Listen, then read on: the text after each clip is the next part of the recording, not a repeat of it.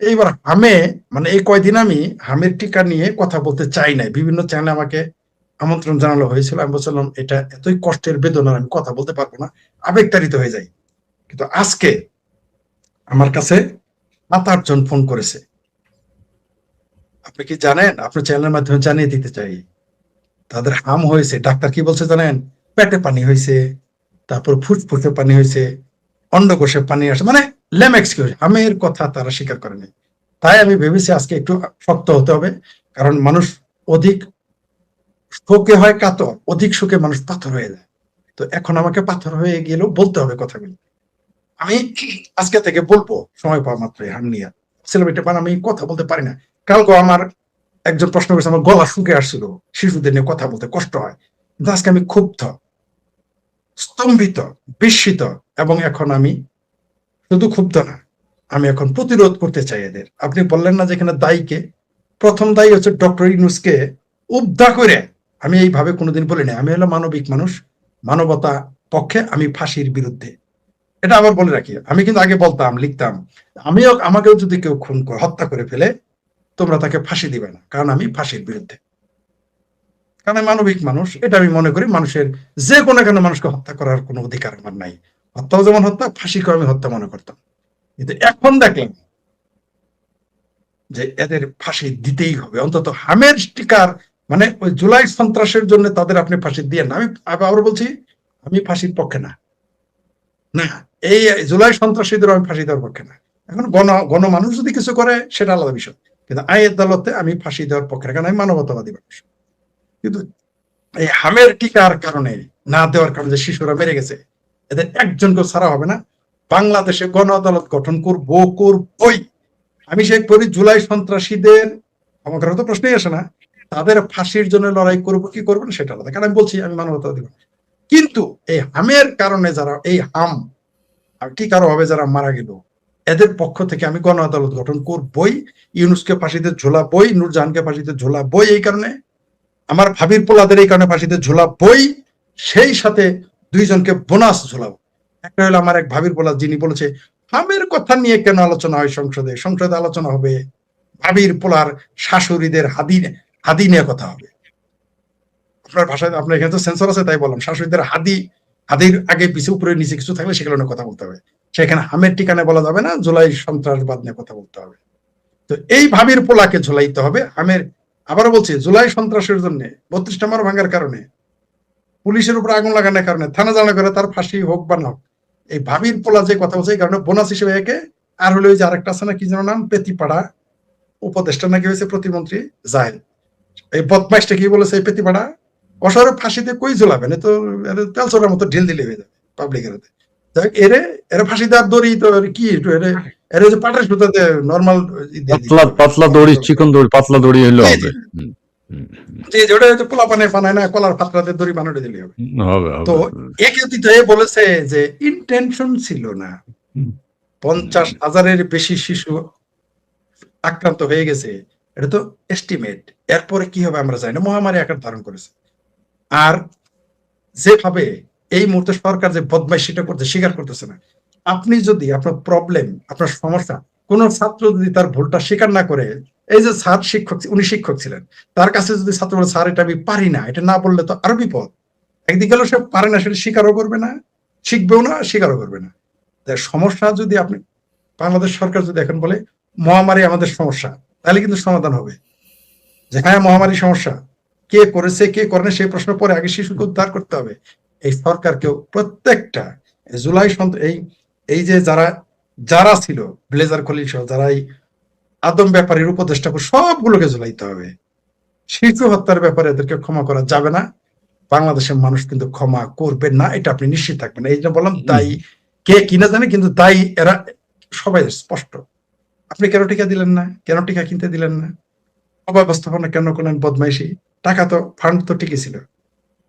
আওয়ামী লীগের দোষ দেন, 1.5 বছরের বাচ্চার হামি টিকার জন্য আওয়ামী লীগকে দোষবেন আপনি?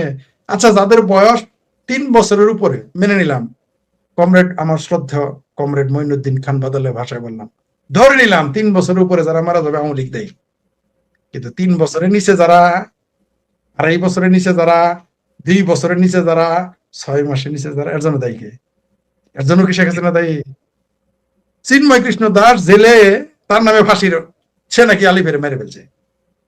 শেখ হাসিনা বসে থাকলো দিল্লি, আপনারা হেলিকপ্টারে পাঠিয়ে দিলেন, হামের জন্য উনি দেয় না? জনগণ এগুলো খাবে না। আমার ভাবির পোলাদের তো আগে ভেবেছিলাম যে পাবলিক এদের পেটে পাড়াতে নারী বুড়ি বের করবে, করবো, কিন্তু এখন তো মনে হয় আরো কিছু বের করে ফেলবে। শুধু তাদের পেটে পাড়াতে নারী বুড়ি বের করে শান্ত হবে না পাবলিক। বাংলাদেশের পাবলিক আমার ভাবির পোলাদের শাশুড়ির হাতির উপরে পাড়া দিবে, একটা কথা বলে রাখি। এগুলো আমরা বরদাস্ত করবো না। এই আমের যে সমস্ত শিশু মারা যাচ্ছে এবং মারা যাবে, এগুলোর পাই পাই করে হিসাব নেওয়া হবে, কড়ায় গন্ডা হিসাব নেওয়া হবে। কোন মায়ের পুত পৃথিবীর যেখানেই থাকুক, বিচার তাদের হবে, গণ আদালতে হবে। জি জি জি, অনেক ধন্যবাদ। আবেগ থেকে, ইমোশন থেকে তিনি কথাগুলো বলেছেন। এটা একটু সবার মনের কথা, সবার মনের কথা, সবার মনের কথা। দর্শক ও ক্ষুব্ধ। আচ্ছা, এখান থেকে এনসিপি ডিপি কিউ আর আচ্ছা, তিনি বলছেন মাসুদ কামাল একটু আগে একটা মজার কথা বলেছেন, হাম রোগেও মানুষ মারা যায়, এটা আমরা ভুলেই গিয়েছিলাম। যা, এটা তো ভুলেই গিয়েছিলাম, এটা তো আমরা বারবার বলছি manmade manmade manmade. He is doctor ইউনুসই তো এটা তৈরি করেছেন। হাম তো আমরা ভুলেই গেছিলাম, হামের কথা আমরা জানতাম না। ঠিক আছে, এখন মাসুদ কামাল যেটা বলেছেন কথা সত্য। ইউনুস, নূরজাহান, ফারুকি, ফরিদা আক্তার, কেউ রেহাই, সবাই সবাই সবাই সবাই। জি জি, ফরিদ ভাই বিএনপি কতদিন টিকে থাকবে? জি, ফরিদ ভাই বিএনপি কতদিন টিকে থাকবে? সর্বোচ্চ সর্বোচ্চ, তার মধ্যে তো অলরেডি 3 মাস গেছে, সর্বোচ্চ 3 বছর, সর্বোচ্চ লিখে রাখেন। ইউনুস প্রেম করে সময় পায় না, টিকা কিনতে পারে নাই। জি জি, ধন্যবাদ। 500 এর অধিক শিশু হত্যার দায় বাটপার একা দায়ী নয়, দায়ী বিএনপি, জামাত, এনসিপি। কিভাবে এড়াবে? হ্যাঁ, এড়াতে পারবে না, ফরিদ ভাই সেটাই তো বললো। হ্যাঁ, কেউ এড়াইতে পারবে না, কেউ এড়াইতে পারবে না, কেউ এড়াইতে। এটা টেন্ডার প্রক্রিয়া নিয়ে গেছে, এরা বাংলার মানুষের সাথে, শিশুদের সাথে প্রতারণা করেছে। আচ্ছা, এবার আমরা একটু ওই বৃক্ষরোপণের এদিকে, যে ফরিদ ভাই নিম গাছের চারা রোপণের উদ্যোগ নিয়েছেন, সেটা নিয়ে আমরা কথা শুনবো। আমাদের কবি বড় ওই যে গাছ থেকে ফুল, একটা কবিতা আবার গানও লিখেছেন একটা। গানটা আমরা এই ফাঁকে একটু শোনাতে চাই। এটা যিনি গেয়েছেন সেটা শোনার দরকার নাই, কিন্তু কবি যে কথাগুলো বলেছেন, গানের কথাগুলো আপনারা একটু ভালো করে শুনবেন। আপনি হাসান আল আব্দুল্লাহ সাহেব, আপনি যদি অনুমতি দেন আমরা এটা একটু দেখাইতে পারি।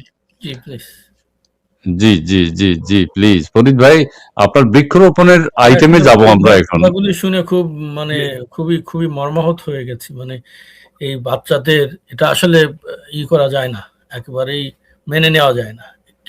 মানে কোনো মা, কোনো মানে বাবা বা কোনো আত্মীয় স্বজন, এমনিতে যে কোনো মানুষই যার হৃদয় আছে সে এটা মেনে নিতে পারে না।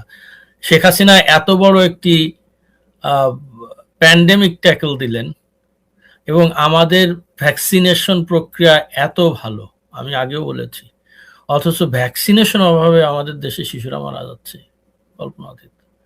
আমি এটা আসলে, হ্যাঁ, আপনাদের সাথে মিলিয়ে আমি একটু বলতে চাই, দর্শক মন্ডলী, বাবা মাদের আর্তনাদ সেটা কিন্তু ওইভাবে ফুটে উঠছে না বা প্রকাশ করা হচ্ছে না, বা কিছু কিছু আসছে। বাবা মায়ের ভিতরে যে আর্তনাদ, যে ক্রন্দন অথবা যে ক্রোধ জন্ম নিয়েছে, সেটা কিন্তু প্রকাশিত হচ্ছে না, নীরব রেখে দিয়েছে পুরো জিনিসটা। না, এরা তো প্রকাশ করতে দিচ্ছে না, যা ফেসবুকে আসছে তাই। নাহিদ বলছে, সেদিন দেখলাম যে আসলে হামে কেউ মারা যাচ্ছে না, মারছে ওই স্বৈরাচারের দোসর কিছু ডাক্তার, তারা শিশুদের মেরে হাম নাম দিচ্ছে।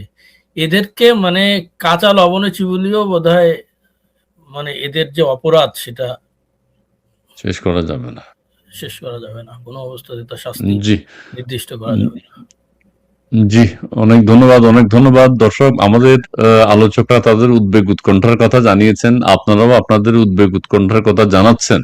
খুবই ভালো লাগলো, সবাই আমরা একটা জিনিস নিয়ে চিন্তিত। এটা ভালো লেগেছে যে সম্মিলিতভাবে প্রত্যেকের জায়গা থেকে কথা বললে এই জিনিসগুলো দৃষ্টিতে আসে, নজরে আসে। কিন্তু একজন সরকারের মানে কর্তা ব্যক্তি, কেউ হাসপাতালেও যায়নি। ডক্টর ইউনূস ওই ক্রিমিনাল বাটপার কোন একটা, ডক্টর ইউনূস সাহেব কখনো কাঁদেননি। কেউ কখনো কাঁদতে দেখেছেন, ইমোশনাল হতে দেখেছেন? দেখেন নাই। ডক্টর ইউনূস কাঁদতে হবে, কাঁদাইতে হবে।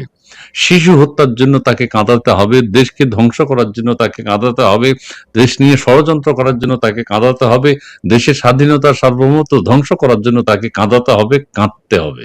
কাঁদতে হবে। জি, একটা ভিডিও আমি ঘুরে বেড়াচ্ছে, তিনি নিজেই বলেছিলেন শেখ হাসিনা যখন সময় তার বিচার হচ্ছিল, বলেছিলেন যে আমাকে বলা হয় দেশ ধ্বংসকারী, আমাকে বলা হয় বাটপার, আমাকে বলা হয় পদ্মা সেতুর অর্থ আহ, ছাড় না দেওয়া, মানে বিদেশকেই। এবং প্রত্যেকটা কথা তিনি তখন যা বলেছেন, প্রত্যেকটা কথা আজকে সত্য পরিণত হয়েছে, মানুষ বুঝছে। প্রত্যেকটা মানুষ, বাংলাদেশের যে কোনো মানুষকে জিজ্ঞেস করেন যে সে ও কি বাটপার, বিশ্ব বাটপার তো বলবে।